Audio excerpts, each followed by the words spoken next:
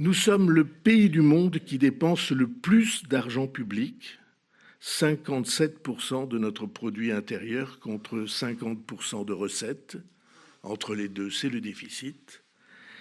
Et pourtant, la France est loin d'être au sommet du classement des pays de l'OCDE pour le niveau de vie. Nous ne sommes que 16e pour le PIB par tête en 2022. Pour le taux de chômage, nous sommes en 30e position. Pour les inégalités, nous sommes en 12e position. Or, une politique de rééquilibrage des dépenses publiques, politique à nos yeux nécessaire, est possible, comme le montrent les comparaisons internationales. Beaucoup de pays plus développés que nous, du point de vue de l'épanouissement de leurs citoyens, de l'éducation, de la santé, ont fortement réduit leurs dépenses publiques lorsqu'elles ont été menacées de déséquilibre. Le Canada, la Suède, les Pays-Bas, qui ne sont pas réputés pour être des pays où les citoyens sont abandonnés, ont réussi à les maîtriser alors qu'elles ne cessaient d'augmenter chez nous. Et ce qui est frappant, ce qui est terrible, c'est que les habitants de ces pays où les efforts de rééquilibrage ont été conduits sont précisément ceux qui se déclarent les plus heureux dans les comparaisons internationales. Alors que 64% des Français dans un sondage récent s'affirment pessimistes pour leur propre avenir et que 84% d'entre eux, même 87% dans certaines enquêtes, s'affirment pessimistes pour l'avenir du pays et notamment l'avenir économique du pays. Dépenses publiques maximales, morale minimale. Ce constat a une signification précise. L'excès de dépenses publiques ne fait pas le bonheur des peuples. Nos dépenses sont les plus lourdes de tous les pays du monde, mais elles n'ont pas l'efficacité à laquelle nos concitoyens devraient avoir droit. Pour parler simplement, ils n'en ont pas pour leur argent. Alors, comment rééquilibrer ? Deux solutions de facilité, à mon avis, doivent être écartées. Elles ne peuvent plus être choisies parce qu'elles sont intenables. La première solution serait de penser que si l'État n'a plus d'argent dans ses caisses, il suffit d'augmenter les prélèvements. C'est un raisonnement qui paraît simple, mais qui est intenable, car la France est déjà le pays qui détient le taux de prélèvement obligatoire d'impôts et de taxes de toute nature le plus élevé dans le monde. En 2024, le taux de prélèvement obligatoire s'établit à près de 43% du produit intérieur. Les prélèvements en Allemagne sont autour de 6 points de moins. Et si nous choisissions de continuer à augmenter ces prélèvements, c'est notre pays qui, au bout du compte, en souffrirait parce que c'est devenu une loi presque universelle. Plus l'impôt est lourd, plus les contribuables se dérobent et moins les investisseurs s'engagent. La deuxième solution de facilité serait d'emprunter. Et c'est ce que nous faisons depuis des décennies. Nous nous trouvons aujourd'hui au bord d'une situation de surendettement. La comparaison avec notre voisin allemand est à cet égard très frappante. Vous avez la courbe sous les yeux. Elle part des années 2000 et l'endettement de la France et l'endettement de l'Allemagne sont au même niveau et même légèrement supérieur pour l'endettement de l'Allemagne qui a vécu 10 ans avant sa réunification. Nous avions à cette époque une dette du même niveau de l'ordre de 60% du produit intérieur. Et puis les trajectoires ont gravement divergé il y a 25 ans, ce qui veut dire que toutes les majorités, sensibilités politiques ou presque, en tout cas ayant exercé le gouvernement, ont leur part dans l'évolution de cette courbe qui est quasiment ininterrompue. Aujourd'hui, la dette de l'Allemagne se trouve toujours à ce niveau de 60% du produit intérieur brut, même si on peut penser qu'avec la formation du gouvernement et les annonces qui ont été faites, elle va largement augmenter, mais il se trouve toujours au niveau de 60% du PIB, alors qu'en France, elle a dépassé 110%, 3 300 milliards d'euros exactement. Alors qu'est-ce que c'est 3 300 milliards d'euros ? C'est plus d'une année de la totalité de ce que le pays a produit, dans toutes ses activités agricoles, industrielles, intellectuelles, dans la santé, dans le soin.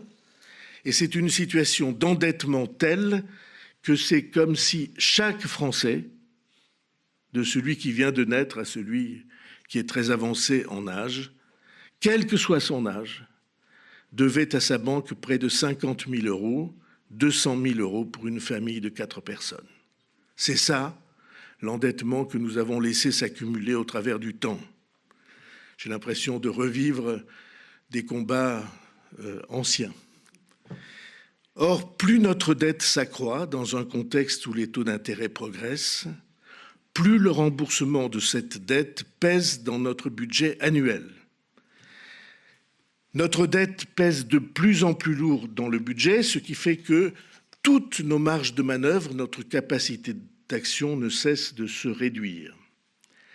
La charge de la dette, c'est-à-dire l'ensemble des dépenses des administrations publiques consacrées au paiement des intérêts de cette dette, est cette année de 62 milliards, c'est-à-dire d'ores et déjà similaire au montant des crédits consacrés à notre défense, qui est de 62 milliards exactement, ou à l'éducation hors pension de retraite, qui est de 63 milliards. Et c'est la balance que vous avez sous les yeux, 63 milliards pour l'éducation, 62 milliards pour la charge de la dette. Or, ce budget, cette charge de la dette, est partie presque inexorablement pour atteindre 100 milliards d'euros en 2029, dans 3 ou 4 ans. Eh bien, pour nous, cette fatalité du surendettement est inacceptable, non pas parce qu'elle ne serait pas agréable ou tolérable, mais au sens plein du mot. Elle est inacceptable parce que nous ne pourrons pas en supporter durablement la charge. À l'heure où le contexte géopolitique devrait nous obliger à investir dans notre défense ou dans notre recherche, nous ne pouvons pas nous saigner aux 4 veines chaque année pour rembourser nos dettes passées plutôt que de préparer l'avenir. Une telle situation menace gravement notre indépendance. Il suffit de songer que tout abaissement de la notation de la dette de la France par les agences dont vous connaissez maintenant tous le nom, Standard & Poor's, Moody's, Fitch, tout abaissement de la note de la France entraînerait une augmentation des taux d'intérêt et donc une augmentation plus forte encore de la charge de remboursement que cette dette impose au pays. C'est un cercle vicieux, c'est un piège dangereux, potentiellement irréversible, un piège dangereux, potentiellement irréversible, qu'il convient d'identifier et dont nous devons partager la connaissance avec les Français. Ce risque est politiquement insoutenable, mais plus profondément encore à mes yeux, il est moralement inacceptable. Quand on parle de morale en politique, on juge souvent les conséquences présentes des actions menées par les responsables politiques, mais on devrait aussi juger les conséquences futures de leurs actions. Car la responsabilité de toute femme ou de tout homme politique s'étend aux générations à venir.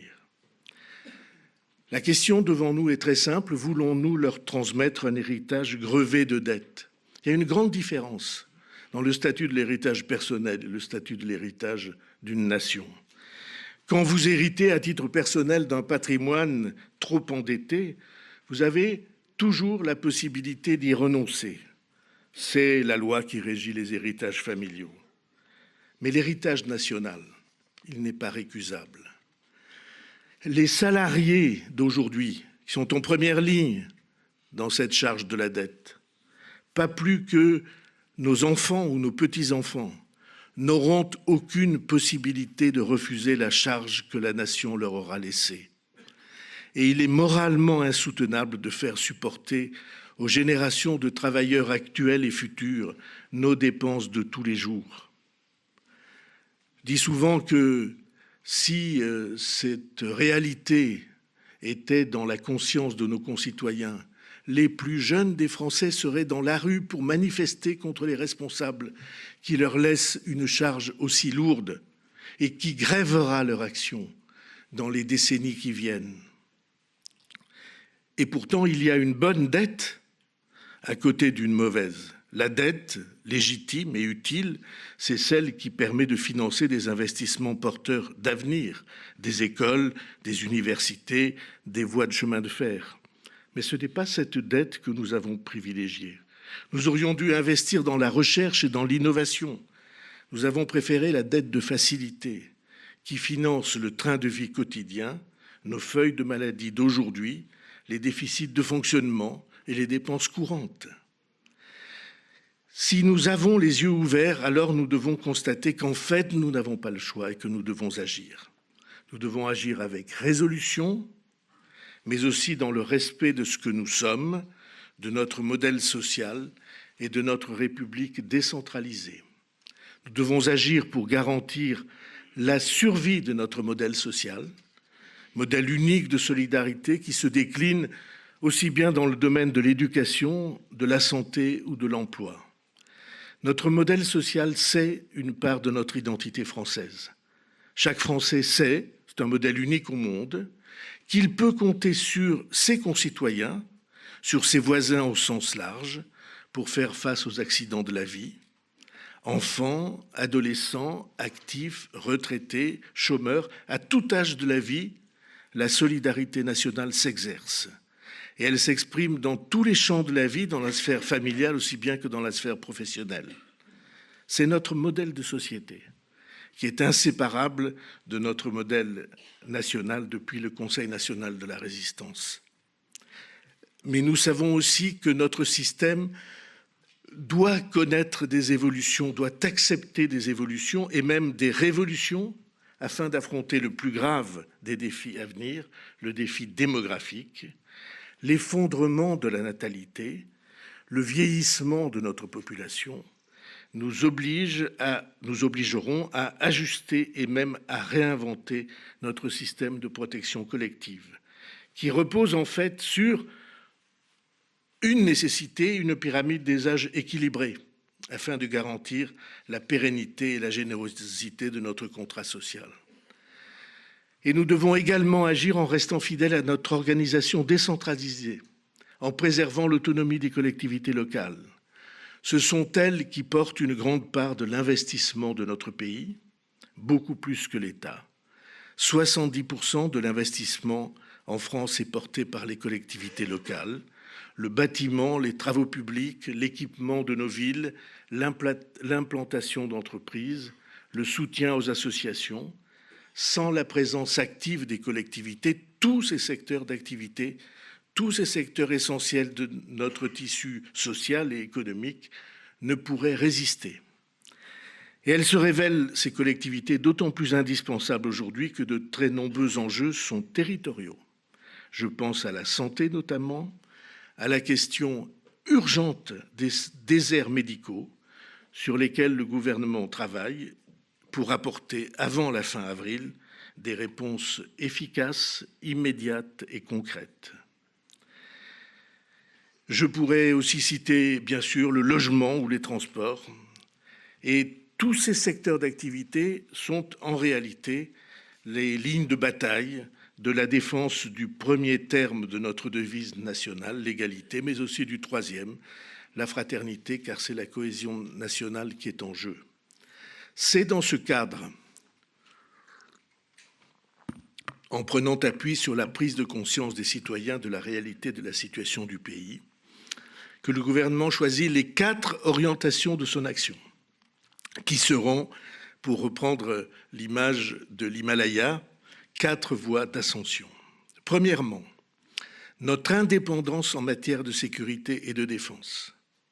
Nous ne pouvons pas être pris en défaut du point de vue de notre sécurité.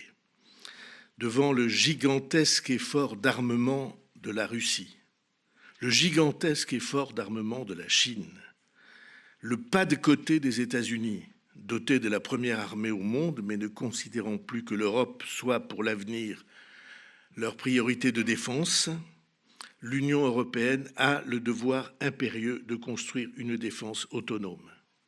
Cette défense autonome doit être le résultat d'un immense effort partagé, nécessaire de la part des autres pays européens qui étaient sans doute moins habitués que nous ne le sommes, et d'abord de nos partenaires allemands qui se sont engagés résolument dans cette voie avec la formation de leur nouveau gouvernement, mais aussi d'un effort français renforcé. Le gouvernement affirme donc ses choix pour répondre à l'effort nécessaire. Respecter les engagements pris dans le cadre de la loi de programmation, 50,4 milliards cette année. Prendre notre part de la remise à niveau en tenant compte des efforts que la France a déjà consentis, par exemple pour notre force de dissuasion, ce qui signifiera sans doute un effort de quelques 3 milliards supplémentaires l'année prochaine. Être présent au rendez-vous de la garantie de sécurité de nos alliés ukrainiens si un accord équilibré venait à être signé, ce qui, je vous l'accorde, est loin d'être garanti. Cette question de la sécurité collective est un défi. Notre continent tout entier, à la seule exception de la France, s'en était remis pour sa sécurité aux États-Unis, les yeux fermés. Nous savons aujourd'hui ce qu'il en est, et combien les avertissements du général de Gaulle sur le « tout peut arriver » étaient fondés. Il est de notre responsabilité de faire face. Comme dans l'histoire, la France, hélas, n'a pas su le faire à temps dans les années 30. Et comme au contraire, elle l'assuma dans les années 60. À chaque génération, son rendez-vous d'indépendance et de sécurité pour notre pays, mais cette fois, l'échelle est celle de l'Union européenne tout entière. Deuxième choix, le refus du surendettement. La trajectoire budgétaire définie pour 2025 et 2026, un peu théoriquement, doit être maintenue, en gardant l'objectif d'un retour aux 3% de déficit en 2029. Contrairement à ce que l'on a beaucoup entendu dire, ce chiffre des 3% n'est pas un chiffre au doigt mouillé. 3% de déficit, c'est le seuil en deçà duquel la dette n'augmente plus. J'avoue qu'on pourrait trouver des centièmes ou des dixièmes de différence entre 3 et 2,6 ou 2,7, mais 3%, c'est un seuil d'indépendance. Or, nous avons déjà réussi à baisser nos déficits dans des domaines cruciaux. Le tableau que vous avez sous les yeux, c'est la baisse des dépenses sociales dans les années de 2017 à 2019. Et si vous regardez bien, nous étions remontés des profondeurs pour repasser la barre des 3% de déficit et se rapprocher de l'équilibre. Vous avez cela, c'est le bâton le plus court avant la plongée du Covid. Et la succession des crises, celles que nous évoquons, la crise sociale des Gilets jaunes, la crise sanitaire du Covid, la crise géopolitique liée à la guerre d'Ukraine et la crise de confiance stratégique, industrielle et commerciale dans laquelle nous sommes plongés aujourd'hui, tout cela nous a fait perdre pied et nous devons nous rétablir. Troisième choix, la refondation de l'action publique. Nous ne pouvons pas accepter que la France soit le pays où l'on dépense le plus d'argent public, où l'on prélève le plus d'impôts et de taxes diverses et de cotisations, et que pourtant les Français s'accordent unanimement à constater que l'action publique ne marche pas. Pour beaucoup d'entre eux, la frontière entre action et inaction publique est devenue trouble. Le gouvernement a donc engagé une véritable remise à plat des missions et des budgets de nos administrations.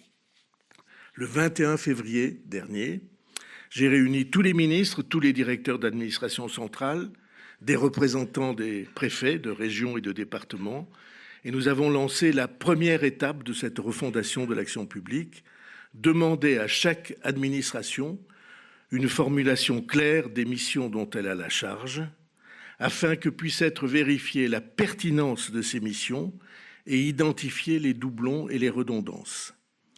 L'étape suivante sera celle de l'évaluation de l'exécution de ces missions, et c'est pourquoi j'ai décidé de transmettre ce document des missions de l'État définies par l'État de transmettre ce document pour appréciation aux commissions parlementaires. Enfin, quatrième choix, les 3 premiers ne seront pas suivis d'effet si nous ne garantissons pas la vitalité économique de notre pays. La bonne santé de notre société passe par des choix politiques qui encouragent et aident l'activité économique pour que la France soit une terre attractive d'investissement, d'emplois tournés vers l'innovation et la production. Depuis 2017, notre pays a réussi à retrouver un élan. Nous avions perdu en 20 ans 900 000 emplois industriels. 130 000 ont été recréés les dernières années. Notre industrie a su se renouveler et s'emparer des sujets d'avenir en prenant en compte les défis écologiques. Cela passe par l'innovation et nous avons vérifié la semaine dernière que dans le cadre du programme d'investissement France 2030, 15 milliards allaient pouvoir financer les projets innovants.